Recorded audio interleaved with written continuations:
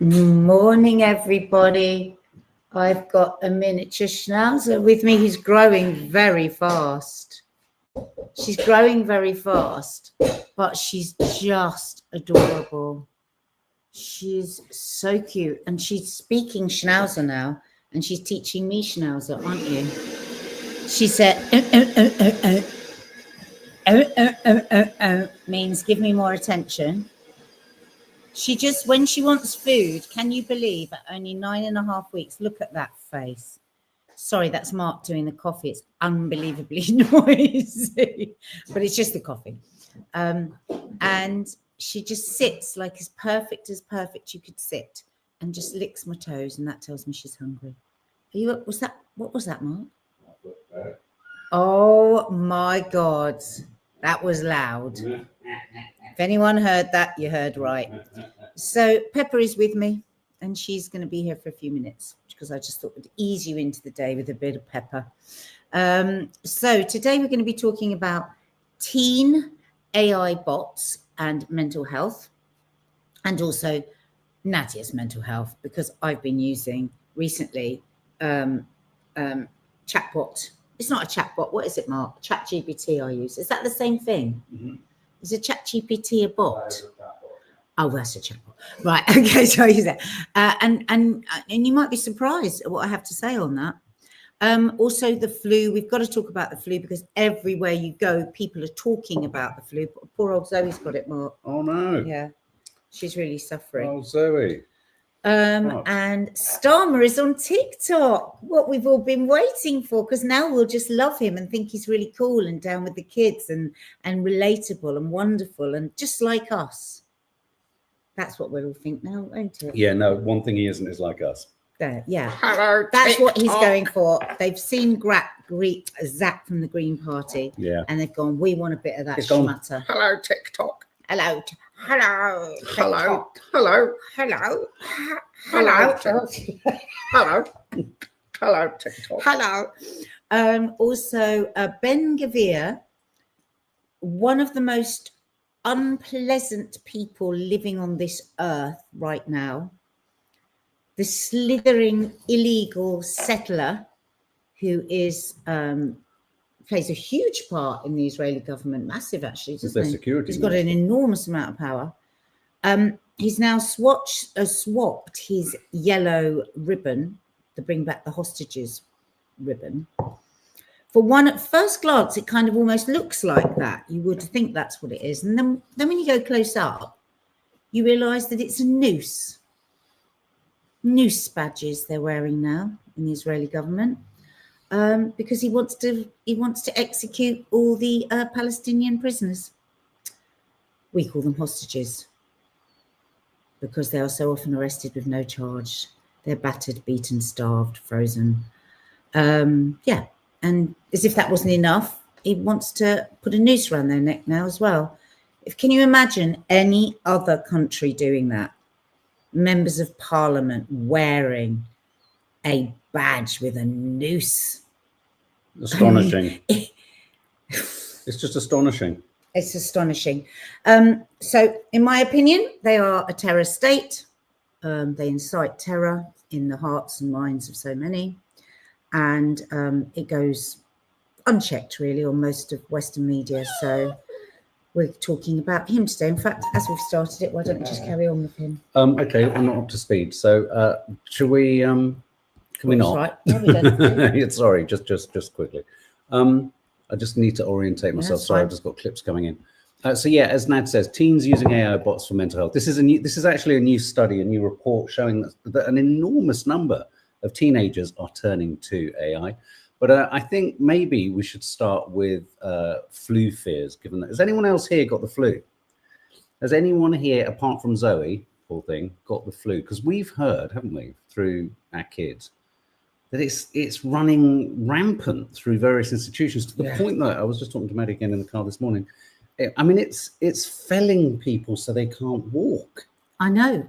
People from her college are so unwell, like the most horrendous pain all over their bodies. Now, the thing is, guys, you know, flu is horrific. I mean, you know, the thing is, for so many years, the only thing we thought about was COVID, and that COVID could be the worst thing you could get. But flu is truly, truly awful. And people are saying, oh my God, it's like COVID, it's worse than COVID. Well, that's flu, isn't it? Because I think a lot of people say they've got flu when they haven't got flu, when they've got a really bad cold, maybe with aches and chills and pains. I mean, every single time my dad got a cold for the whole of our childhood, it was flu, and he had to leave. Hang on a minute. Leave the house. There's always an opportunity around He would flu. retire to his bedroom, and it would be flu. I have the flu. I don't know if you remember a few years ago or a year or so ago, there was a report done Oh, showing here that we go. men. Oh my God, the most quoted report among men. Go on. I know what you're going to say. Oh. I've got to take the poppy out. No, it's attached. Yeah. No. Okay. Why does that keep happening? I don't know, darling. Right. I don't Oh know. my God, it's everywhere. So You carry on. it's gone smooth. It's gone Carry on. smoothly. It's gone. The life of living with a pup. She hasn't got flu, don't worry, but she has got something else going on. That's weird because she just done one. Oh my God, it must have, she just had dinner and she's just done a poo. My doctor rang me, Susan Sellings, to arrange the flu jab because he told me that they have been warned that the flu coming down. Well, I keep getting notifications to get the flu jab because of my asthma. Did I say that, Natasha? It's attached. We all know what we're talking about. Also depends on which LLMs. I don't know what. Oh, okay. Sorry, you're talking about something else. Okay, well, let's just have a look at the story. So the papers are reporting on this. The flu, obviously, it rolls around every year, but this is the K strain of the flu. It's a mutation. Obviously, it comes every year. This year, the starting gun for the season was fired in October. The NHS is now warning of what they call will be described as a tidal wave of flu infections.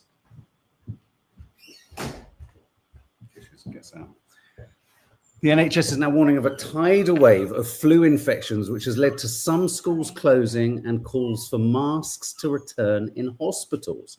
It's known as subclade K. The virus is a mutated form of the influenza AH3N2 virus, and it's undergone genetic drift, as they call it.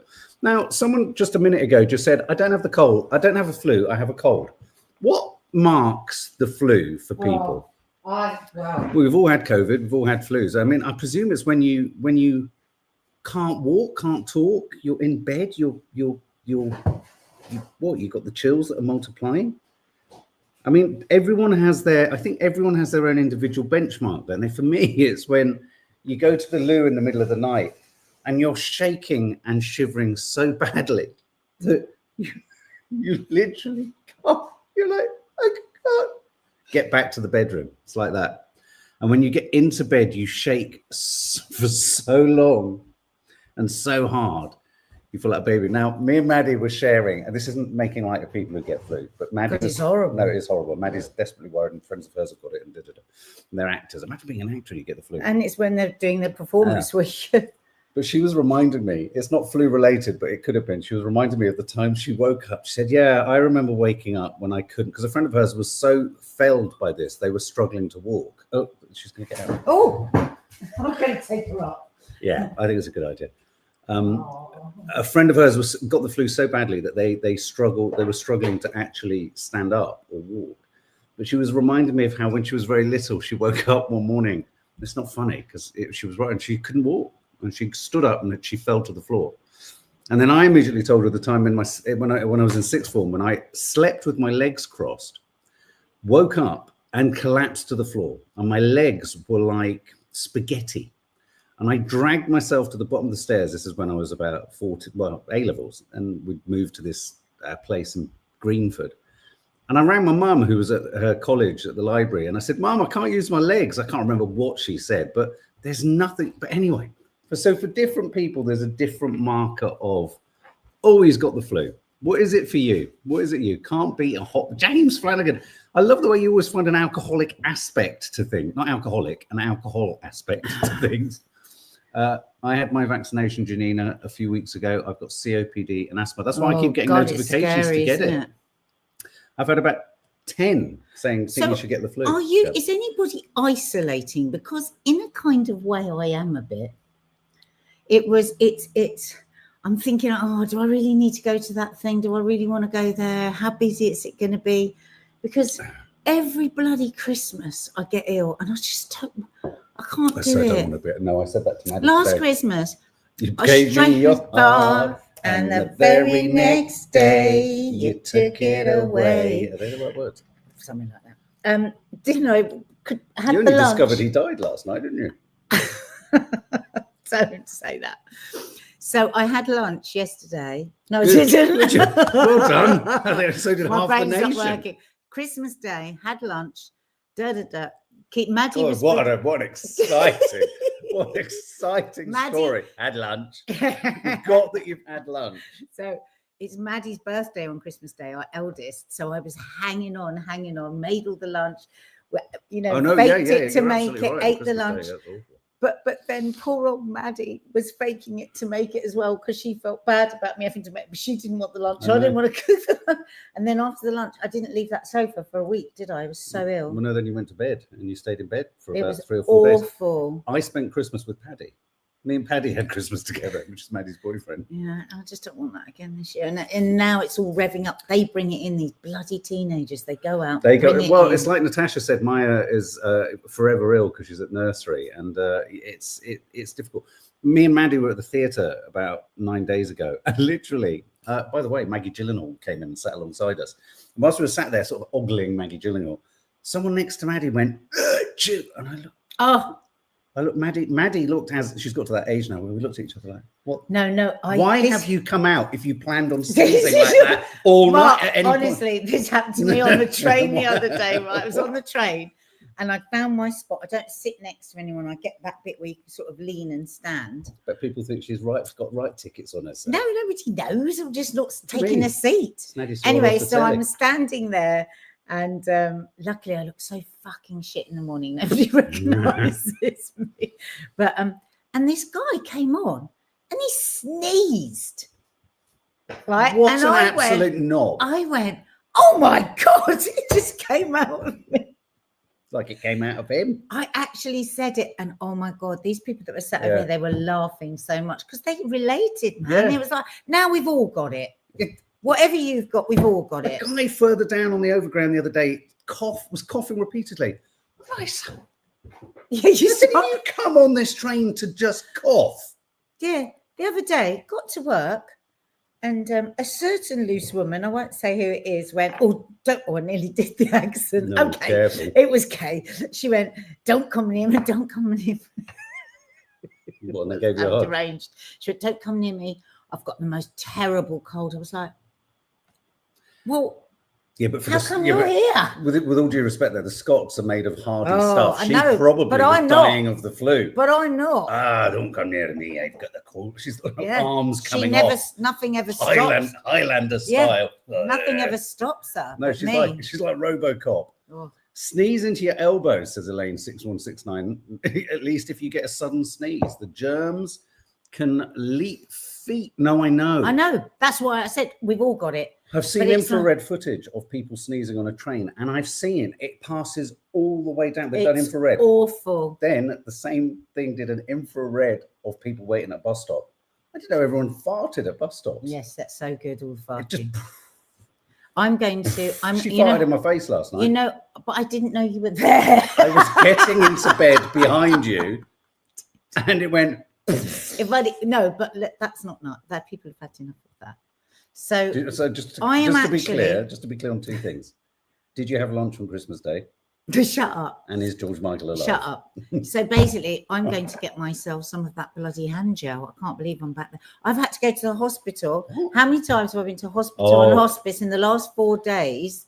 This and I just keep thinking, we are all panic stricken. So we were at the hospital a couple of times on Sunday, and on the second trip we had a wheelchair that we had to load up. And there was a moment where you're getting your dad into the front of the car, and I put his wheelchair into the boot of the car. And you touched and my hands went across it, and my face went towards it. And I was like, this wheelchair has rolled around an entire hospital. And I got Where in the car, I there's a said, flu Teddy, epidemic. I've just licked the wheels of your wheelchair. And he went, did it taste nice? But I don't think you sneeze with the flu, do you? You know, I don't know. you just can't walk. I'm making it up as I go along. You ache. It's Anyway, the aching onwards, and onwards. the coughing. Anyway, so just to be clear, the K strain of flu is making everyone ill. Thanks for that, Telegraph. And they didn't, because it's a Spit very it out. complex thing getting the vaccine right, and No, the it is. vaccine doesn't cover the K flu. Yeah, maybe it's K's. She brought it with us, given her name. I just want to show you this. This is TikTok. Let's go to TikTok, shall we? Seeing we're in quite a light place, and we'll end dark. Oh, Keir Starmer. Is Keir Starmer's TikTok run by a child? It would make sense, asked the Telegraph. Now, the reason that the reason they're asking this question, there's a couple of things about this. I don't know if you remember a couple of months back, I pulled together a montage, didn't I, of Tory MPs, no, and Ed Miliband actually, all trying to walk and talk in a way that's social media friendly. It was So embarrassing. cataclysmic. It was awful. It was one of the low points in social media. Politicians shouldn't try. It's Hollywood for ugly people. They should just give it a break. They're not great. No, They're not the designed for problem, it's not about looks. No, I know. It's about inauthenticity. Yeah. And the thing is, Zach Polanski from the Green Party does it very well. He does it very honestly. He does it very truthfully. Yes. And they have been slating him on every show. Well, you know, if you're going to do everything on social media, but lo and behold, they're all starting to go, oh, let me get a bit of what Zach from the Green Party's got by being on social media. Oh, yeah, so as Michi brightly says, the account will be run by 10 Downing Street, of course, like his Instagram. And I don't know if anyone saw his Instagram post then the other let's day. hope only the people that are running it make an appearance on it. Well, yeah, well, okay, we're talking about it. Let's show it's you not it. who runs it. So let's show you it. It hasn't gone viral. That's the news. And let's see if we can work out why. Okay, I'm just going to... TikTok, follow me.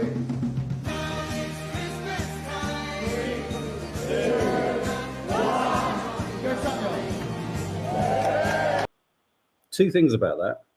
The best. No. TikTok, follow me. And then two, why is Timothy Chalamet turning the lights on? I liked the walking behind. That was good. That was quite good. But he just shouldn't have spoken. I know what you mean, actually. The walking behind was kind of counterintuitive. I Because liked we all that. think about that shot, It made don't we? he actually looked Quite quite cool. glamorous. And his wife is glamorous. But it- See? TikTok, follow me. TikTok, follow me. Maybe they could just do him in captions. It's the hand. TikTok, Follow me. Let me be clear. Let me be. Michelle 75 home blocked. Yeah. I love you guys. Let me be crystal clear. It's totally fine to cut off the water. Just turn on the lights. To innocent men, women, and children. It's totally, that's all I hear. Whatever you say, that's all I hear. International humanitarian lawyer, you said it was all right to turn the water off. Did I imagine this, or did you say a couple of days ago whilst we were having a very sort of intimate moment over dinner? Oh, I've just found a photo of Keir Starmer with Jimmy Savile. Yes. When he was young. We will But we don't build know. it. We will build Build it. it. We will change it. Build. Yeah. Donald Trump, of course, has nothing to say about Keir Starmer, but has lots to say about his wife. You got the most beautiful wife. We love your wife. Everyone. How thinks did your you wife do is it? amazing. How did you do it? What do you do?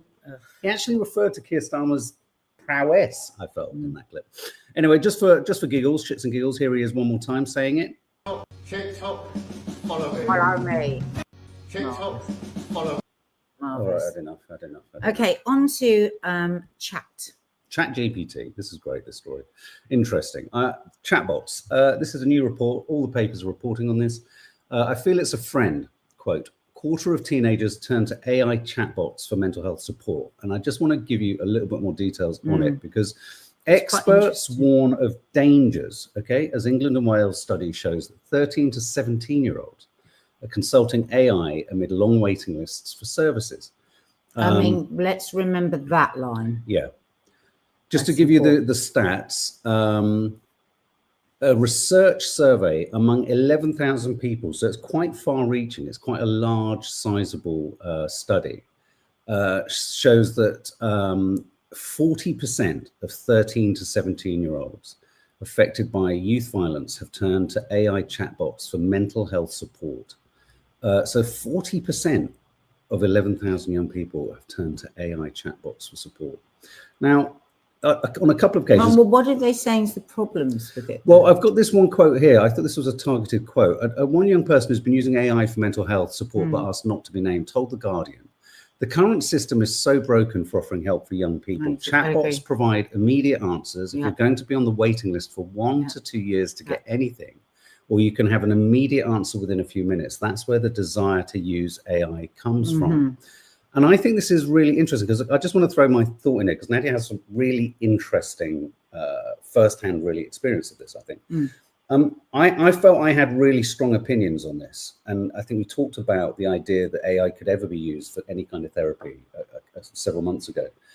And for me, I just thought, oh my God, this is the thin end of the wedge. This is really frightening. This is really worrying. You know, is it generative AI only ever kind of, these AI chatbots work on what's put into them in order to kind of rationalize what they put out. There are rules and there is kind of code and what have you for them to kind of respond in certain ways. But it does feel incredibly nerve-wracking to hand such personal, intimate, fragile parts of ourselves, essentially, worries about ourselves, into a artificial system. Less about whether if that artificial system could work, if let's just assume just for a minute and I'll shut up, you know, that Why? but in an idyllic situation where AI is not being harnessed for money, political gain, propaganda, agendas, I think I'm getting to a place where I can see how AI devoid, which it isn't, so that's the problem, of all of those kind of pressures of politics, systems and finance, and values and morals, that AI could be a really useful tool.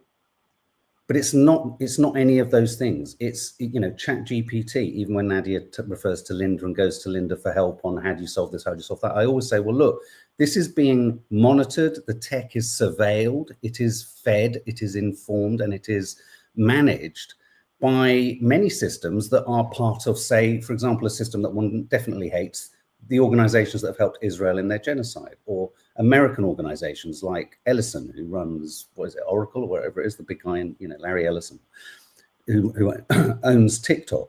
The worry is that, yeah, it starts quite innocently, just use this to help you with your mental health, but then what are they getting? What info, what data, what information? And I'm always reminded, finally on this, of Ex Machina, when the Oscar Isaac character says to the young guy, we've constructed your ideal robotic partner through your porn searches. We've gone through the algorithm. We've pulled together a photo of it. And so all that kind of capability and capacity to do all that worries me. And yet I've seen firsthand how it can work for good. And that's where I think what you've gone through is really interesting. And Zoe there says, I use ChatGPT as a friend. Well, and at the end of this, I want to quickly ask a question about what the implications could be for relationships. So, I agree with everything you say, and I think it's scary, and I wish we never had it in the first place. Right. That's what totally I agree. And who knows how information is going to be stored and potentially used against us. I'm not joking. When the girls were first served these the first chatbots, do you remember? And we were all having a real laugh with it. And Mark was putting in really, really stupid things, weren't you? Like, no, I was. Oh, my wife's having an affair with my neighbour, and I feel like I'm gonna run around there. What's the best way to kill them? You know, just joking. Joking. And I said to Mark at the time, this is the very first day of using. I said, I think you should be careful about that because that could be stored somewhere. And then I started to think of like 1984 kind of thing where we're eventually all completely controlled and things that we've said there could be used against us, you know. So I definitely have the fear, but I also think young people, it's so sad actually, isn't it? Because so much of what young people are going through is because of technology and because of where we've got to and the mess that the world seems to be in.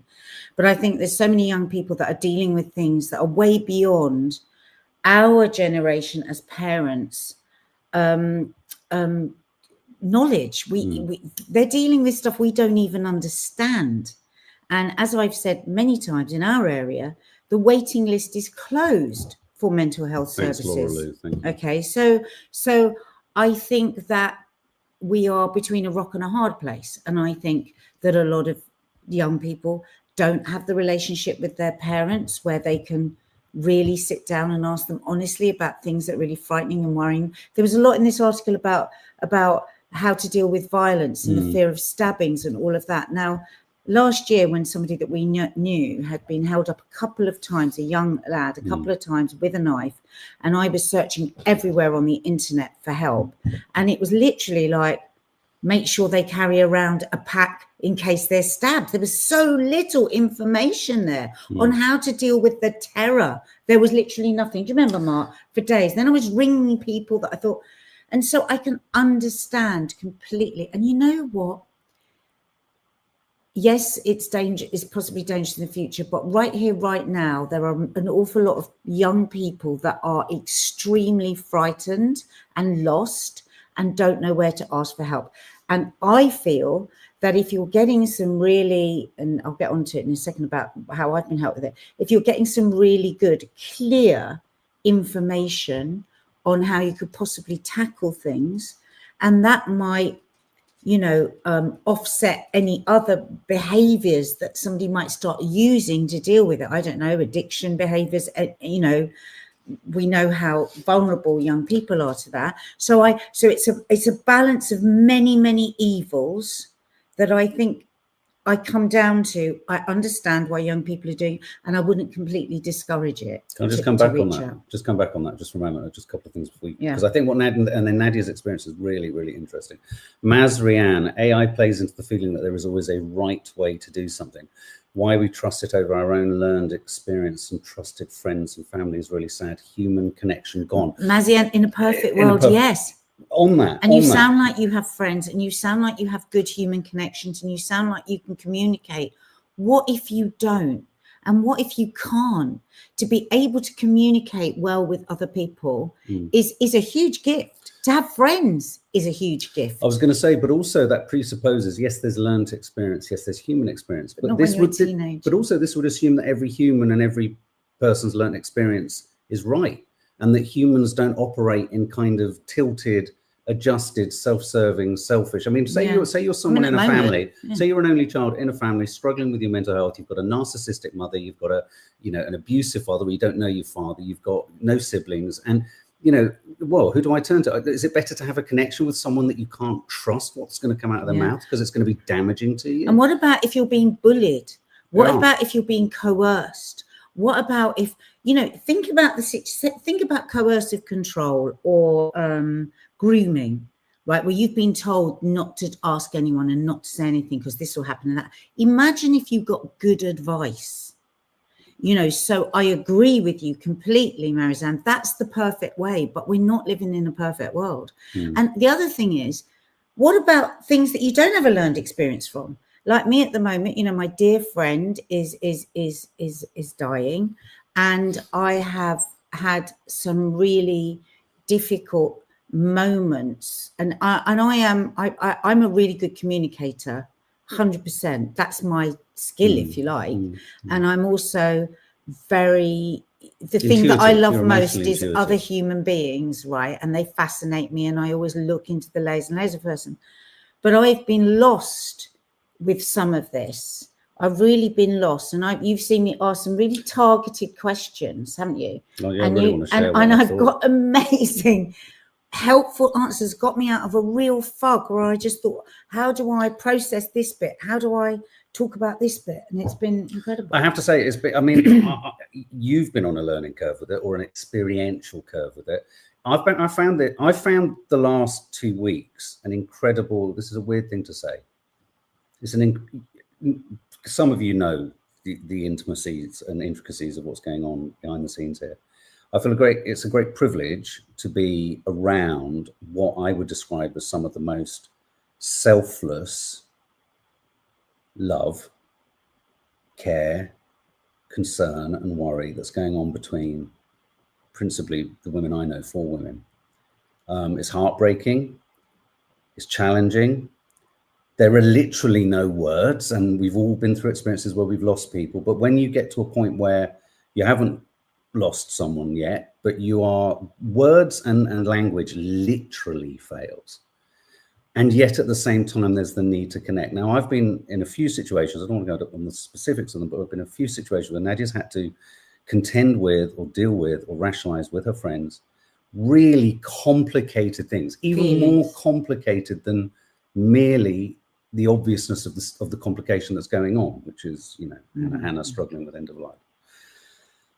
And at first I thought, oh my God, you went on to chat, you were asking questions of your AI bot. And when you asked certain questions, some of what came through to you was so profoundly useful to me. And I thought, wow.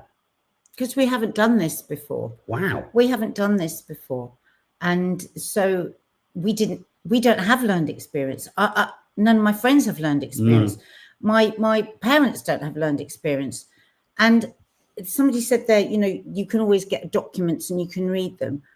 I'm not that person that's going to go through a study on mental health and where I suppose what I mean, I want to say the whole time that I'm very frightened about ChatGPT and I'm not advocating it. But you've got to, when you're having these conversations, you've got to also understand why they are so seductive and why, you know, we're always offered something that makes life better, aren't we? Before we're shown how it's going to make life worse. And I'm in that, moment at the moment. And so I'm empathizing with those young people and understanding. The difference with me is I am 60, and so I know when ChatGPT is telling me something because I've asked it and it wants to make me feel good. So I'll say, oh God, I don't know if I agree with that. And then, but with this emotional network that I'm, you know, pathways that I'm finding my way through at the moment, it has been helpful. And when we are faced with evil that is also helpful, it's important that we we look at it, you know, full circle. A couple of things I want to say, because Michi, you've made the point a lot, and I think you're kind of you know this kind of sector and area. It's important to remember, I don't know what the terms are, LLMs, whatever. There are different types of ChatGPT. There are different types of bots. So I think, like with anything, work out and make sure what bots you're using are right. I think you've just said, you know, we're often shown the great things of something before the terrible things of something follow in, you know, on the coattails. We're seduced in. But this will make your life easier. But what you might be experiencing and how you've used it is perhaps what the good side of it could be, because it's not actually tied into politics, finance, or anything. Whereas like that. the trouble is with a young person. Well, and I want to read this case here. Off that way, when will they be able to have those human connections? Yeah, and in America, just at the end of this article in The Guardian, they say there have been growing concerns about the dangers of chatbots when children engage with them at length. OpenAI, the US company behind ChatGPT, is facing several lawsuits from families of young people who have killed themselves after extraordinarily long engagements. And I do think there is a real worry, and I do think there's an interesting conversation to be had that if you're in, say, a romantic relationship that's no longer romantic, and you feel isolated on your own, or you know, how much will people be able to turn to ChatGPT or bots to sustain themselves away from being able to resolve things with people? I mean, I think if it replaces resolution between people, I don't think it can work. Yeah, but the thing is, you can't regulate when a young person uses it in an emergency mental health situation. There's no one else great, you know. AI psychosis is a real thing, Murder, She Wrote. Yeah. But interesting, going back... that you just get pulled into it. I mean, what's that movie, that great movie with Joaquin Phoenix. Yeah. I mean, the other thing to say, that's the end place we could end up, isn't it? I mean, a lot of this article is also about, like you rightly say, is about children or teenagers who experience violence and drugs and what have you. I think one of the few things you can do as parents or as adults for young people is what we tried to say to our kids is, which is, and this is why they're going to AI. AI doesn't judge them for the decisions they've made. It won't judge them. So as a parent, take something from that. Exactly. Ask yourself, why are they going to ChatGPT, even if you know, and what can I give? How can I maybe just skew what I'm doing so that they come to me instead? I mean, young people shouldn't always go to their parents. No, you know, no. That's not right.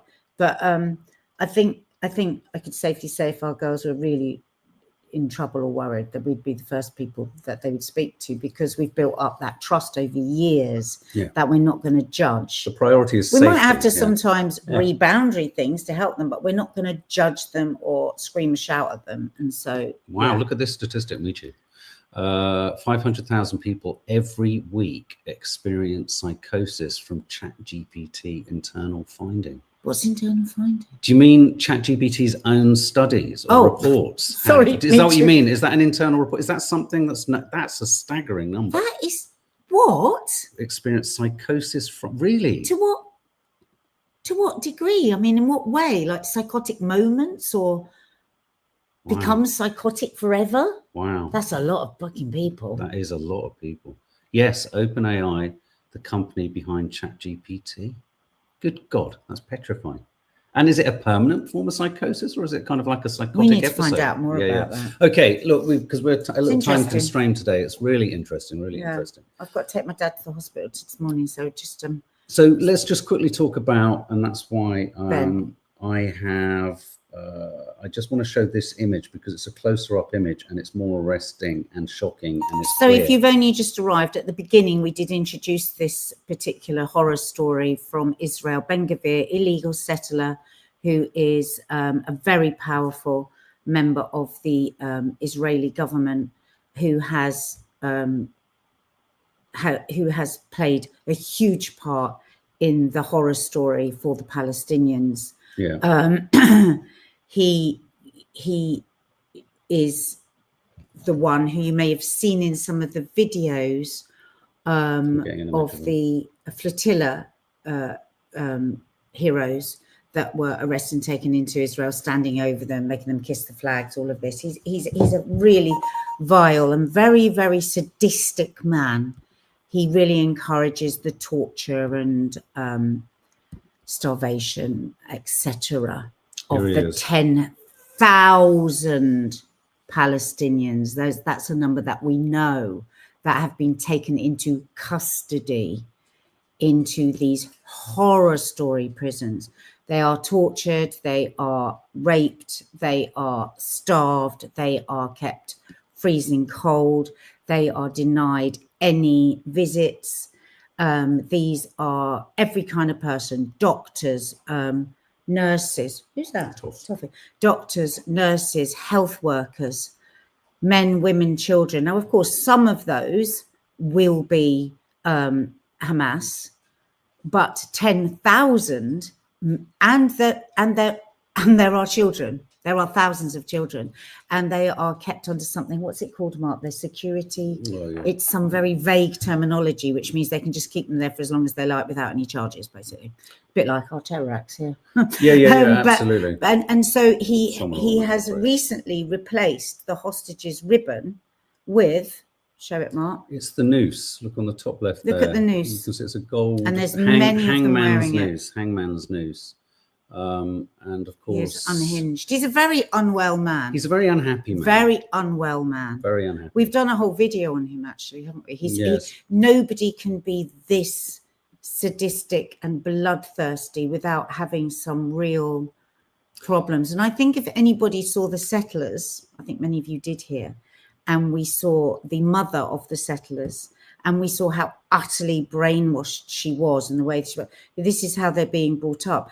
There are you'll see multiple videos online of settlers, illegal settlers, brutalizing Palestinians on their farms and their animals, so cruel to their animals. And he comes from that stock where they're brought up to absolutely despise every single Palestinian. It's fanaticism. It's extreme. Total fanaticism, supremacy, white supremacy.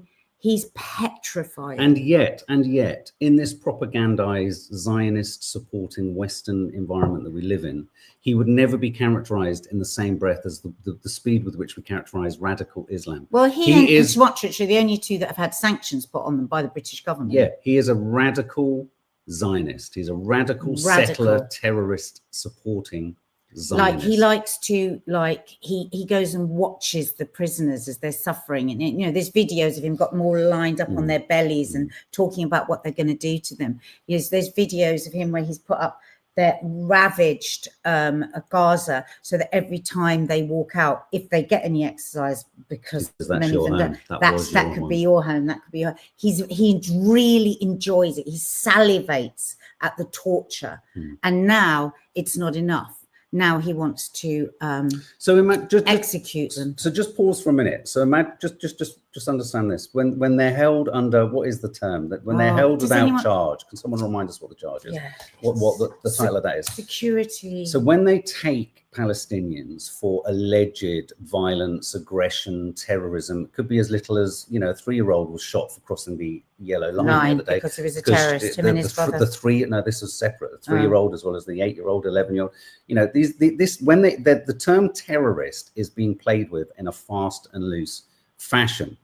And so consequently, if they get this passed, which it looks like the administrative detention thing. Thank you so much. If they get this passed, so which means that when they just listen to those words. When they take them into administrative detention, what they can do, this is a through the back door way of killing Palestinians. They're just looking for more and more ways to kill Palestinians. That's all Netanyahu's regime is about, finding more and more ways to kill Palestinians, because they can just say anything about anyone. They arrest anyone with impunity. If you stop someone breaking through your front door of your business, you will be characterized as a terrorist. Palestinian resistance or self-defense is disallowed, and it's still disallowed.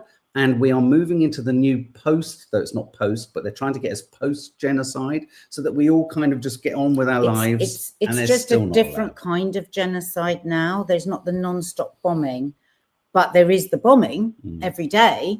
And it's the starvation, it's the lack of medical care, it's the flooding, it's not allowing the aid in. The BBC did a report, was it the BBC or Channel 4, did a report last week, where they were just showing, you know, just hangers full of aid that the Israelis were not allowing. Things aren't allowed in like gauze, because that could be used by the terrorists, things like milk, baby's milk, and milk. There's a little girl called Mariam. I follow her account now. She is so ill. Like all her hair's falling out. She's got osteoporosis. I think she's about 6 years old, because she is intolerant to dairy and gluten. So she can't have anything of the scraps of it. And she's literally dying before our eyes. And the WHO have approved her. I think there's a hospital somewhere waiting to take her. No, she's not allowed. She's not allowed out. And that's Children Not Numbers, the charity that I'm ambassador for. This is what we get all the time. There's so many different ways to exterminate people, because that's what they're doing. They're exterminating. The floods, they're up to their knees in water at the moment with makeshift tents. The rats were eating, nibbling at children last year. What's it like now with the sewage? And so there's, please keep on, because these don't turn away. People are suffering beyond any suffering you can imagine. And this kind of obvious, here I am, ask the BBC, put under, make your voice is heard by asking, why are you not covering this story? Why are you not reporting it? I'm hearing that under all their Instagram, they like their Instagrams. They love it. They love that. They love social media over and over again. Why are we not hearing more about this? Why are we not hearing about the children that have been approved to leave, not being allowed to leave? Why are the children with that need kidney dialysis, that need, like the little kids that need their batteries for their hearing aids, not allowed batteries in, all these things, so please don't give up on them. And just also remember that the number of deaths happening as a consequence of the bombardment, use this as an analogy. When 9/11 happened and there were the obvious deaths from the impact, subsequent to 9/11, more people died after 9/11 from inhalation and from consequences of the falling debris. Asbestos poisoning and cancer in the Gaza Strip is going to be diabolical. It's asbestos is part and parcel of so much of the building there, and so it is a continually killing landscape. It's a dangerous landscape made dangerous by the Israelis, and it's still killing. So just Thank you for remember. that, Penny, who says buy e-cards in support. Makes me cry. Mm. In support of children at numbers. If you know somebody with a conscience that is like doesn't really want all those silly bits and pieces. If you're buying something really shit, if you're looking at it and it's not a gift, I mean, obviously you're buying a lovely gift, but if you're looking at something, you know, I'm just buying this just because I've got to buy somebody something, or maybe somebody that you would like to engage more in it. If you could do that, that would be amazing. If you could buy an e birthday card, Christmas card, sorry. Okay. Well, look, we're going to sign off there, guys. We had a couple of other clips, but we're gonna. So sign angry off that he can just wear that badge. now. I know. It's Thousands so- of people. Will that be the kids in there as well? We shouldn't only talk about the kids. Be But the men interesting- and women that have done nothing as well. Be interesting to know whether all of those wearing the yellow badges in this country will elect to wear that one too. It'd be fascinating to know how many people that speaks to. Anyway, guys, have a good day. Obviously, Vlogmas will be landing later. To cheer you up after yeah. our sadness.